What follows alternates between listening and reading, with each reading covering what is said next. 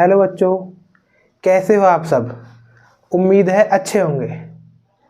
बच्चों, हमने कल पढ़ा था अध्याय 9 प्रकाश का परावर्तन तथा अपवर्तन। उसमें हमने प्रकाश के बारे में चर्चा की थी, ठीक। और हमने प्रकाश का परावर्तन पढ़ा था, प्रकाश के परावर्तन के नियम पढ़े थे, ठीक है। और अब आज हम पढ़ेंगे गोलीय दर्पण, ठीक।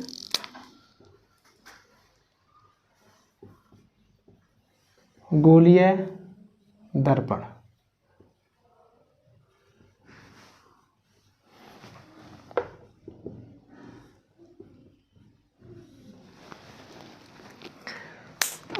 देखो, गोलीय दर्पण जो होता है हमारा, कोई कांच का खोखला गोला होता है, ठीक है।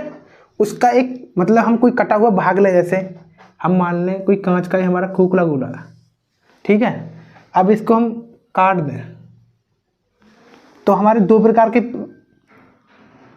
प्राप्त होंगे हमारे, एक ऐसा और एक ऐसा, ठीक है।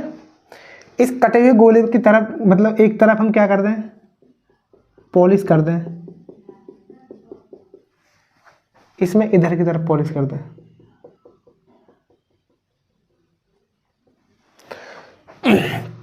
तो जो हमारा ये चिकना तल होता है, इसको बोलते हैं हम परावर्तक तल। क्या बोलते हैं इसको हम? परावर्तन तल।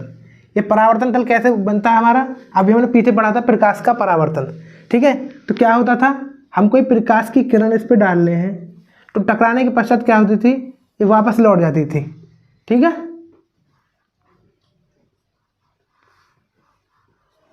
ऐसे ही कोई प्रकाश की किरण हमने इस पे डाली, परावर्तक से टकराकर वापस लौट गई, ठीक। तो इसको क्या बोलेंगे हम? परावर्तन तल। परावर्तन तल ये क्या है हमारा? पॉलिश वाला तल, जो जिस पे हमने पॉलिश की है, पॉलिश तल या सतह बोल सकते हैं, ठीक है। ऐसे ही हमारा इसमें क्या है, ये हमारा परावर्तक तल है, परावर्तक तल। परावर्तन बोल दो, परावर्तक बोल दो, ठीक। और इसको क्या बोलेंगे हम? पॉलिश तल।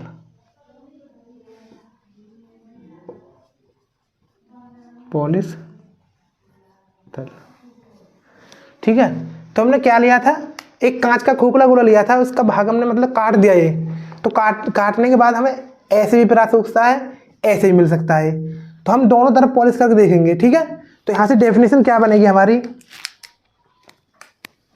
गोलीय दर्पण। गोलीय दर्पण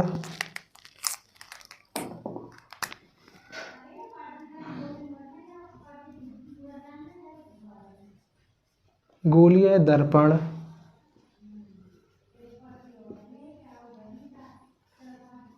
वह दर्पण होता है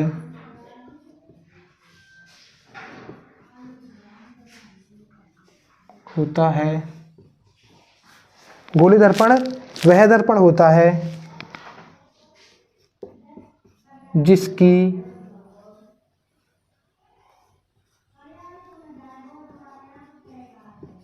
परावर्तन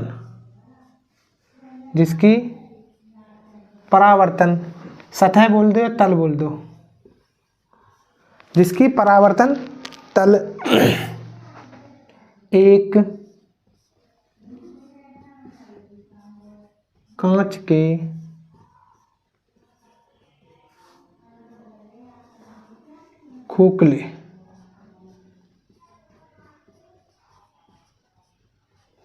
के खोखले गोले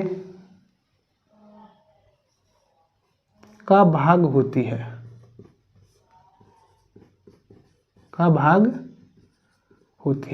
अर्थात हम क्या कह सकते हैं कि हम एक तरफ इस पे क्या करते हैं, पॉलिश, और एक तरफ जो दूसरा तरफ तल होगा हमारा, उस क्या बोलेंगे हम? परावर्तन तल, ठीक है। तो डेफिनेशन क्या बनी हमारी गोलीय दर्पण की? गोलीय दर्पण वह दर्पण होता है जिसकी परावर्तक तल पर एक कांच के खोखले गोले का भाग होती है, गोलीय दर्पण कहलाता है, ठीक है। तो अब इसके हमारे इसके दो प्रकार होते हैं गोलीय दर्पण के, ठीक है। गोलीय दर्पण कितने प्रकार के होते हैं हमारे? दो प्रकार के। एक क्या होता है हमारा अवतल दर्पण, एक होता है हमारा उत्तल दर्पण। गोलीय दर्पण, गोलीय दर्पण दो प्रकार के होते हैं।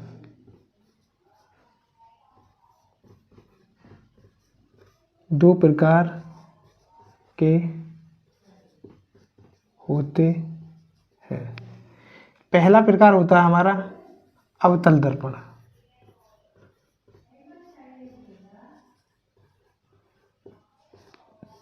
ठीक है। दूसरा होता है हमारा उत्तल दर्पण।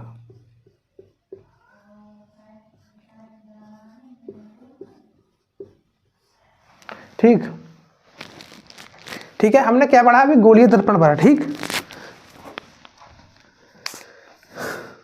तो अब गोलीय दर्पण के प्रकार पढ़ेंगे हम। तो पहला प्रकार पढ़ेंगे हम अवतल दर्पण। अवतल दर्पण,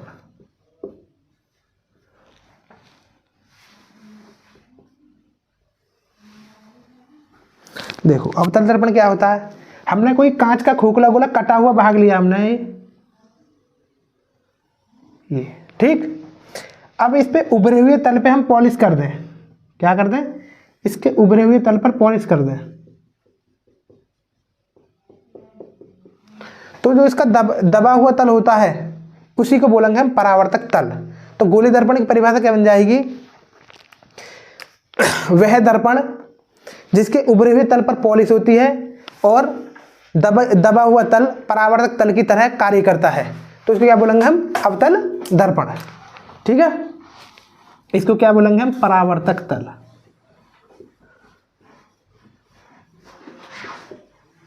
ठीक। ये क्या है हमारी यहाँ पे पॉलिश, क्या है, पॉलिश।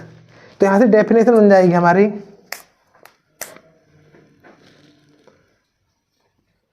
खोखले गोले, खोखले गोले का वह भाग, खोखले गोले का वह भाग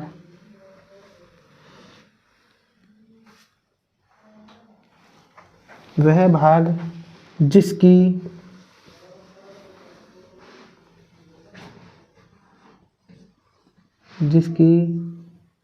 दबी हुई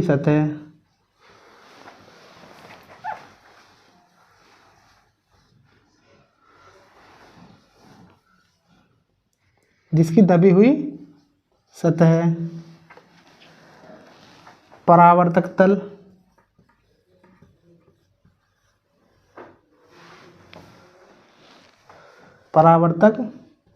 तल और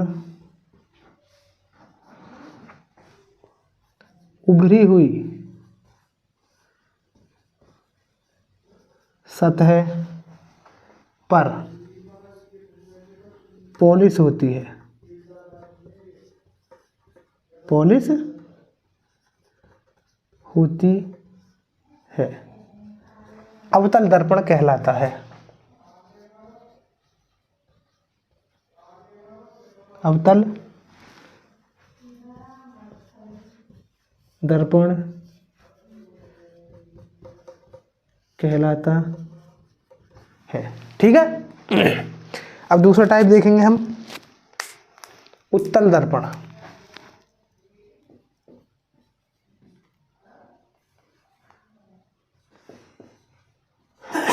उत्तल दर्पण, देखो उत्तल दर्पण क्या होगा,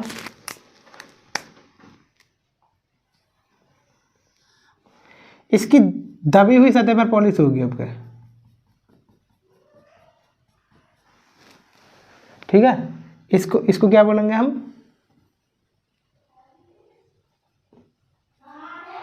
परावर्तक तल, ठीक। ये क्या है हमारी यहाँ पे पॉलिश, ठीक है। तो ठीक है, इसकी उल्टी डेफिनेशन हो जाएगी, क्या क्या बोल सकते हैं डेफिनेशन, खोखले गोले का वह भाग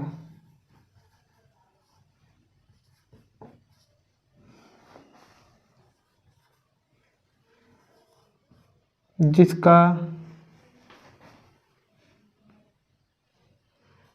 उभरी हुई सतह, जिसकी उभरी हुई सतह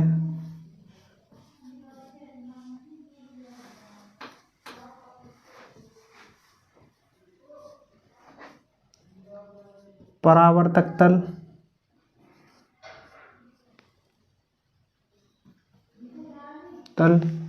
तथा दबी हुई सतह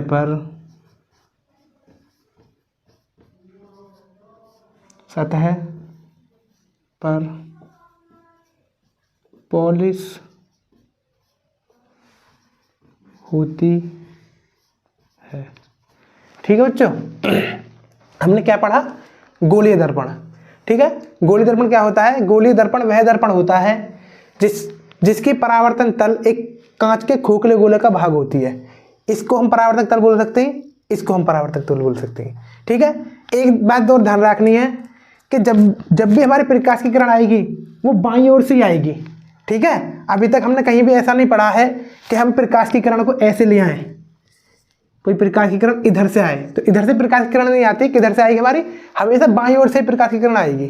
ठीक है, तो हमने इसके प्रकार पढ़ लिए, अवतल दर्पण और उत्तल दर्पण। ठीक है, तो इसको नोट कर लो।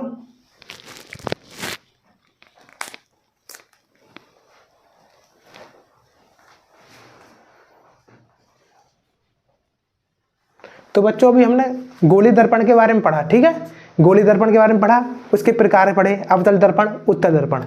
अब हमारी गोलीय दर्पण से संबंधित कुछ परिभाषाएं निकलती हैं, उनको क्रम से पढ़ेंगे हम। ठीक है, तो पहला होता है, हमारी पहली परिभाषा होती है दर्पण का ध्रुव। दर्पण का ध्रुव। अब देखो हम कोई सा भी दर्पण ले लें, अवतल ले लें, उत्तल ले लें। ठीक, तो हम एक दर्पण लेते हैं,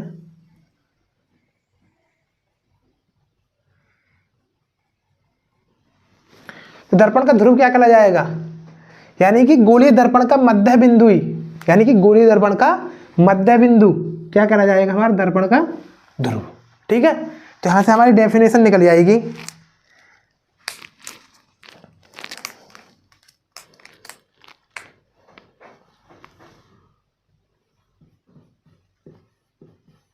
गोलीय दर्पण का मध्य बिंदु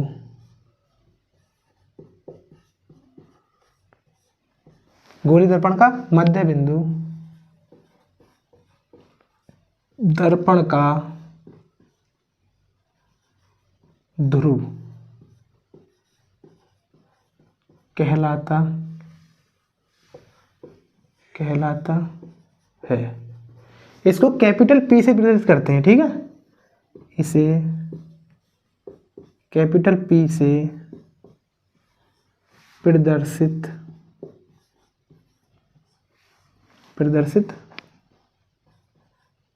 करते हैं। ठीक है, तो दर्पण का ध्रुव लिखा जाएगा।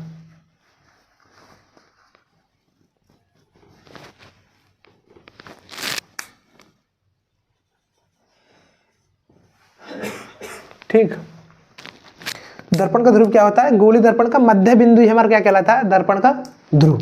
अब दूसरी डेफिनेशन देखेंगे हम, वक्रता केंद्र।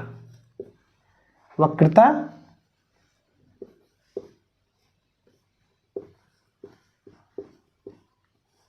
केंद्र, देखो वक्रता केंद्र कुछ नहीं होता, देखो जैसे हमारा एक गोला है एक, तो इसको बोलते हैं हम कांच का खोखला गोला है, तो इसका कहीं पे हमारा जहां से हमने सेंटर होगा इसका केंद्र होगा, है ना, यानी कि गोलीय दर्पण के केंद्र को ही, गोलीय दर्पण केंद्र को ही दर्पण की वक्रता केंद्र कहते हैं। ठीक है, तो हम क्या बनाएंगे, कोई हमने एक दर्पण बना लिया ऐसे,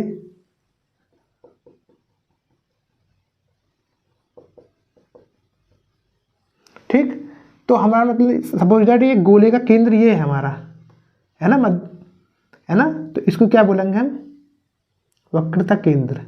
और इसको हम प्रदर्शित करते हैं सी से, इसको क्या बोलते हैं हम, ध्रुव। ठीक। तो डेफिनेशन क्या लिख सकते हैं हम,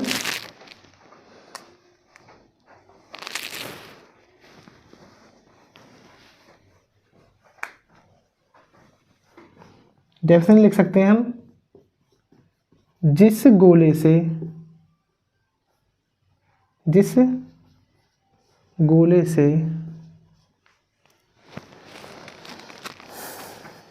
जिस गोले से गोलीय दर्पण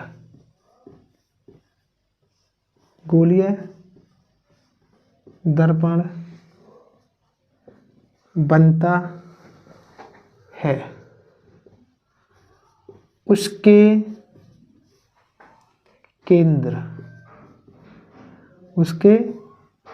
केंद्र को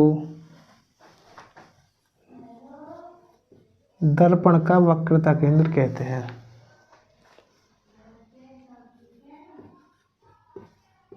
वक्रता केंद्र कहते हैं। ठीक। इसे सी से प्रदर्शित करते हैं, इसे सी से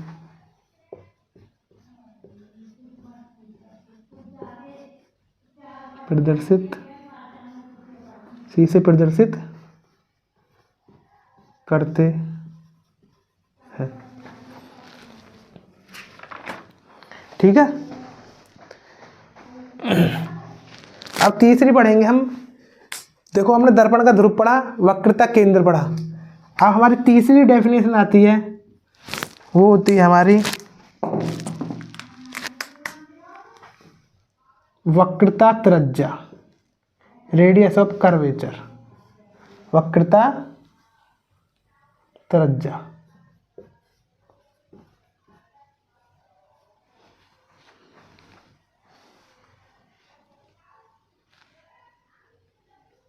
वक्रता त्रिज्या।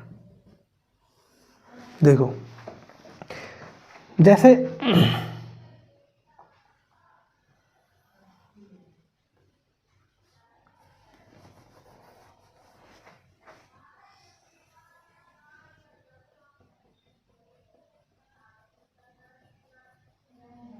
ये कोई हमारा दर्पण है, तो कोई जो हमारा गोलीय दर्पण है उसका यहाँ पे कोई केंद्र है, यानी कि दर्पण, गोलीय दर्पण की त्रिज्या ही वक्रता त्रिज्या कहलाएगी। ठीक है।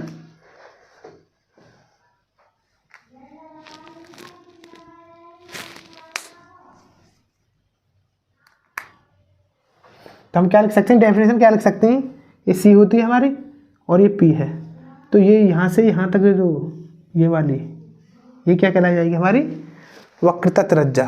यानी कि जो हमारा कोई गोला है उसकी जो रेडियस होती है उसी को हम वक्रता त्रिज्या बोलते हैं। ठीक है। तो हम क्या लिख सकते हैं,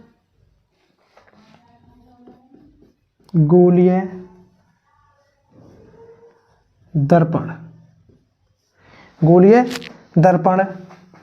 जिस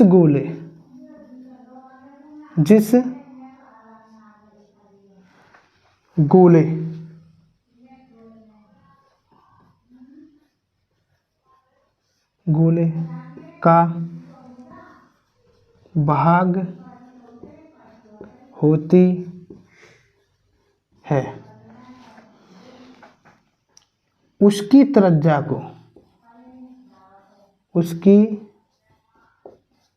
त्रिज्या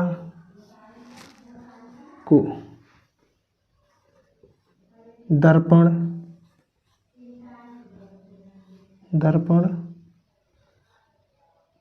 की वक्रता त्रिज्या कहते हैं।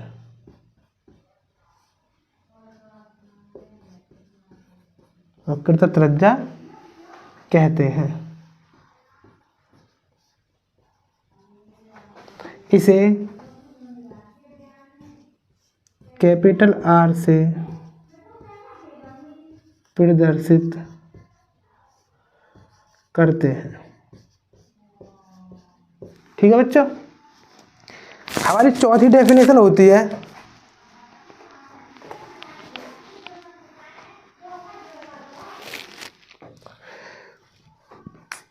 मुख्य अक्ष।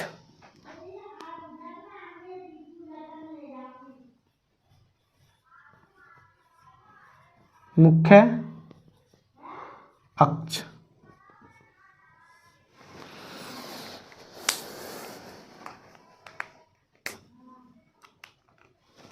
देखो, मुख्य अक्ष क्या होती है हमारी, जैसे हमारा कोई दर्पण है,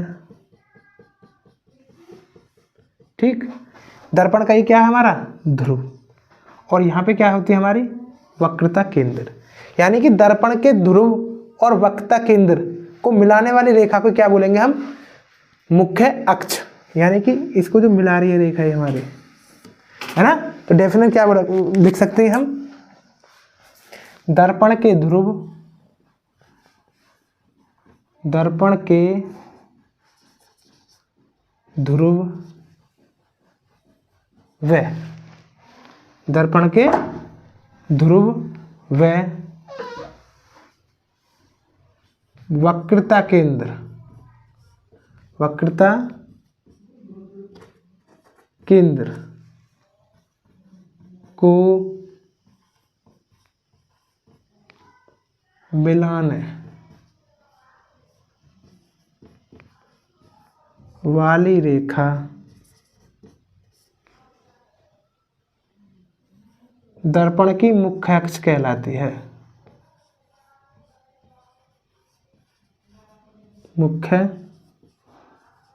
अक्ष कहलाती है।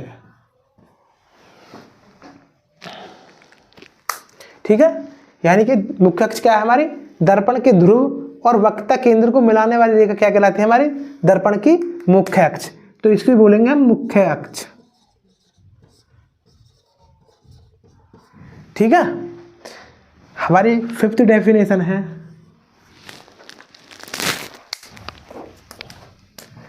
द्वारक, दर्पण का द्वारक।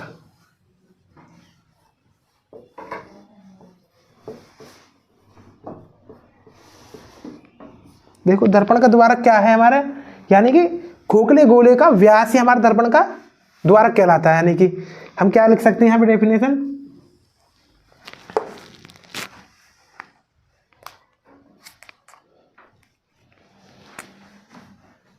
हम डेफिनेशन लिख सकते हैं, जैसे ये हमारा ये है ना दर्पण, तो इसका व्यास यहां से यहां तक की दूरी है, इसे क्या बोलेंगे हम, दर्पण का द्वारक।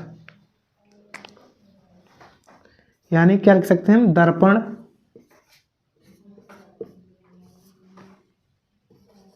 का व्यास, दर्पण का व्यास दर्पण का द्वारक कहलाता है।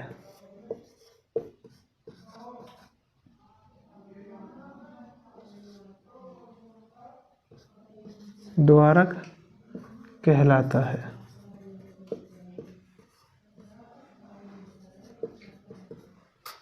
ठीक है, तो हमने अब तक 5 डेफिनेशन पढ़ ली। पहली क्या पढ़ी, दर्पण का ध्रुव।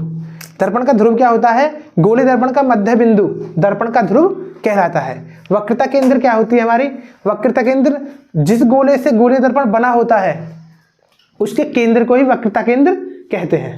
ठीक है, वक्रता त्रिज्या, वक्रता त्रिज्या क्या होती है, यानी कि गोलीय दर्पण के त्रिज्या को ही हम क्या बोलेंगे, वक्रता त्रिज्या। ठीक है, मुख्य अक्ष क्या है हमारी, मुख्य अक्ष है हमारी जो वक्रता केंद्र और दर्पण को मिलाने वाली रेखा को क्या बोलेंगे हम, मुख्य अक्ष। और दर्पण का द्वारक, दर्पण का द्वारक होता है हमारा गोलीय दर्पण का व्यास, यानी गोलीय दर्पण का व्यास ही हमारा क्या कहलाया जाता है, दर्पण का द्वारक। इसको बोलते हैं हम व्यास, है ना। और ये व्यास ही क्या कहलाया जाएगा हमारा, द्वारक। ठीक है, तो पहले इसको नोट करो, अभी हमारी कुछ डेफिनेशन नहीं है उनको बाद में लिखेंगे अभी। तो बच्चों हमने अभी कुछ डेफिनेशन के बारे में बात करी। अब देखो ये हमारी डेफिनेशन है मुख्य फोकस, ये एग्जाम में बहुत पूछ जाती है, मोस्ट है, इसको मोस्ट डाल लेना। ठीक है, तो देखो क्या होता है मुख्य फोकस हमारा। देखो ये हमारा दर्पण है, ये कौन सा दर्पण है हमारा? अवतल दर्पण। ठीक है,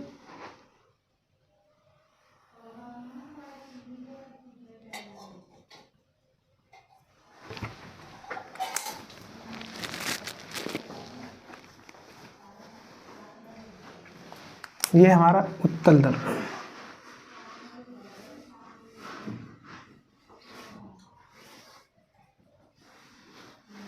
देखो ये क्या होता है हमारा दर्पण का ध्रुव, ये भी हमारा दर्पण का ध्रुव होता है। ठीक,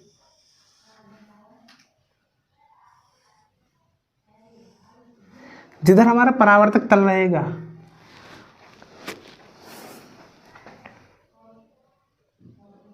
सी, इसका वक्रता केंद्र होता है हमारा, सपोज डेट यहाँ पर है जैसे। ठीक है,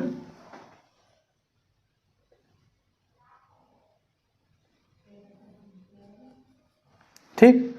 तो देखो मुख्य अक्ष के समांतर कोई हमारे जब प्रकाश की किरण आएगी,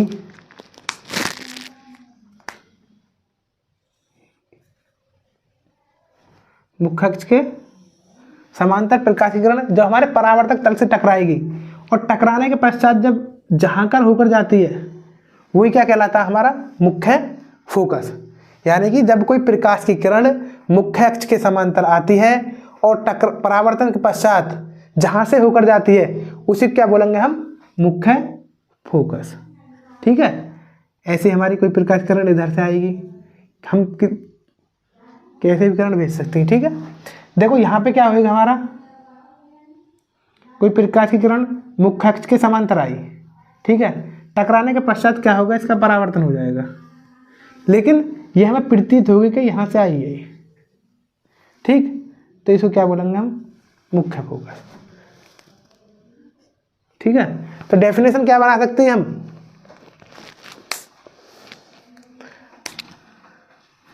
डेफिनेशन लिख सकते हैं हम, दर्पण के मुख्य अक्ष के, दर्पण के मुख्य अक्ष के समांतर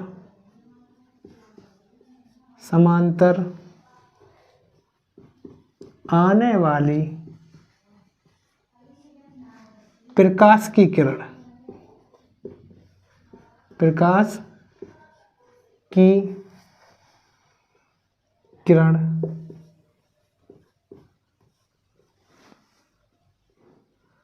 प्रकाश की किरण प्रकाश की किरण परावर्तन के पश्चात, परावर्तन के पश्चात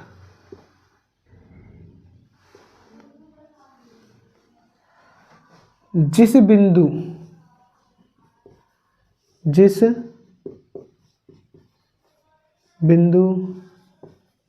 से गुजरती है, जिस बिंदु से, देखो जिस बिंदु से गुजरती है या गुजरती हुई प्रतीत होती है, या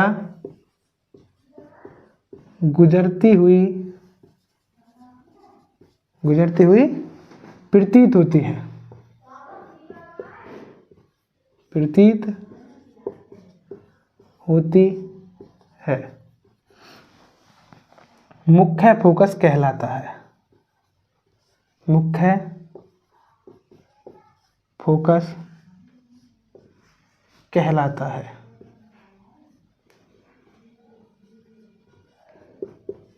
कहलाता है। मुख्य फोकस को हम प्रदर्शित करते हैं एफ से, इसे कैपिटल एफ से प्रदर्शित करते हैं, इसे कैपिटल एफ से प्रदर्शित करते हैं। ठीक है बच्चों, मतलब ये देखो ये कौन सा दर्पण है हमारा? अवतल दर्पण।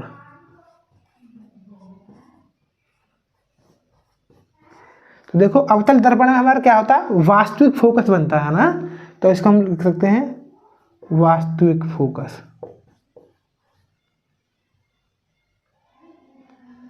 वास्तविक फोकस। ठीक है, याद रखना, अवतल दर्पण है हमारा, क्या है, अवतल दर्पण। अवतल दर्पण में हमारा आभासी फोकस बनता है, सॉरी उत्तल दर्पण, ये उत्तल दर्पण है ना हमारा, उत्तल दर्पण। उत्तल दर्पण में क्या होता है हमारा, आभासी बनता है फोकस, आभासी फोकस। ठीक है, तो मुख्य फोकस की परिभाषा क्या हुई हमारी, मुख्य अक्ष के समांतर आने वाले प्रकाश की किरण परावर्तन के पश्चात जिस बिंदु से होकर गुजरती है उसी को क्या बोलते हैं हम, मुख्य फोकस कहते हैं। ठीक है, तो हमारी एक अगली डेफिनेशन है फोकस दूरी। क्या, फोकस दूरी।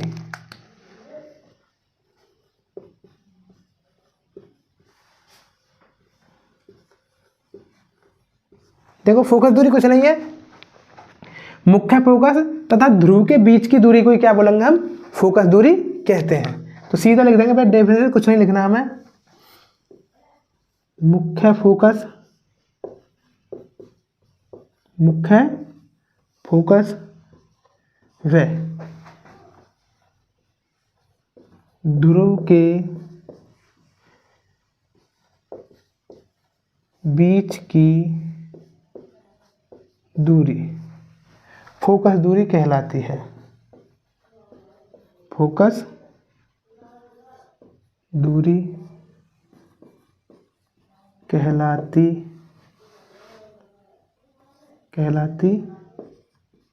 है। इसको स्मॉल एफ से प्रदर्शित करती है। ठीक है, इसे स्मॉल एफ से प्रदर्शित करते हैं। ठीक है, तो हमने दर्पण की डेफिनेशन की बात करी हमने, तो हमारी दर्पण की डेफिनेशन कितनी होती है, 7। ठीक है, ये मोस्ट है हमारी मुख्य फोकस, मुख्य फोकस पढ़ी हमने, फोकस दूरी पढ़ी। ठीक है, एक हमारा लास्ट टॉपिक है हमारा, जो हमारा वक्रता केंद्र होता है वक्रता त्रिज्या होती है हमारी r, और क्या होता है हमारा फोकस दूरी f। इसके बीच में एक संबंध और होता है, उसे लिख लेते हैं। वक्रता त्रिज्या, वक्रता त्रिज्या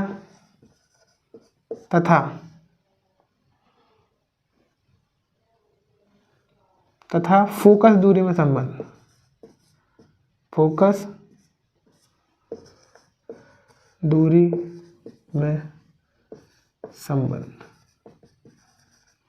ठीक है, वक्रता त्रिज्या तथा फोकस दूरी में संबंध। देखो अभी हमने क्या पढ़ा था, अभी हमने पढ़ा था ये कोई हमारा दर्पण है। ठीक, ये कोई हमारा दर्पण है। ठीक है, इसका ये क्या होता है हमारा ध्रुव, और ये क्या होता है हमारा वक्रता केंद्र, और इसके बीच की दूरी को क्या बोलते हैं हम, वक्रता त्रिज्या। ठीक है, अब इन दोनों पॉइंटों के बीच में क्या होता है हमारा मुख्य फोकस, जहां पर हमारा बिंदु परावर्तन के पश्चात बनता है। और मुख्य फोकस और ध्रुव के बीच की दूरी क्या होती है हमारी, एफ, यानी कि फोकस दूरी। तो हमारे क्या होगा, जो हमारी फोकस दूरी होगी, सूत्र निकलेगा हमारे यहां से, फोकस दूरी क्या हो जाएगी हमारी, वक्रता त्रिज्या की आधी।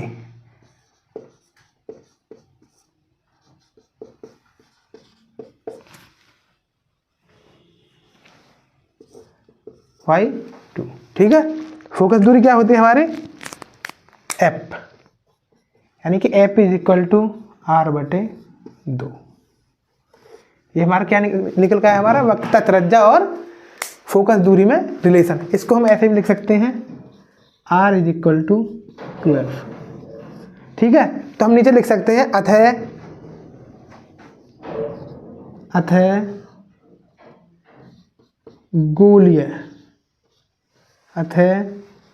गोलीय दर्पण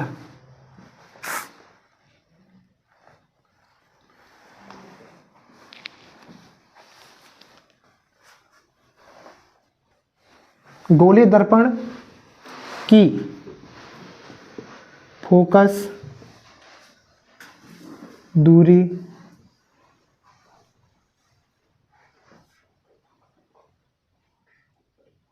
गोलीय दर्पण की फोकस दूरी उसकी वक्रता त्रिज्या की, उसकी वक्रता त्रिज्या की आधी होती है,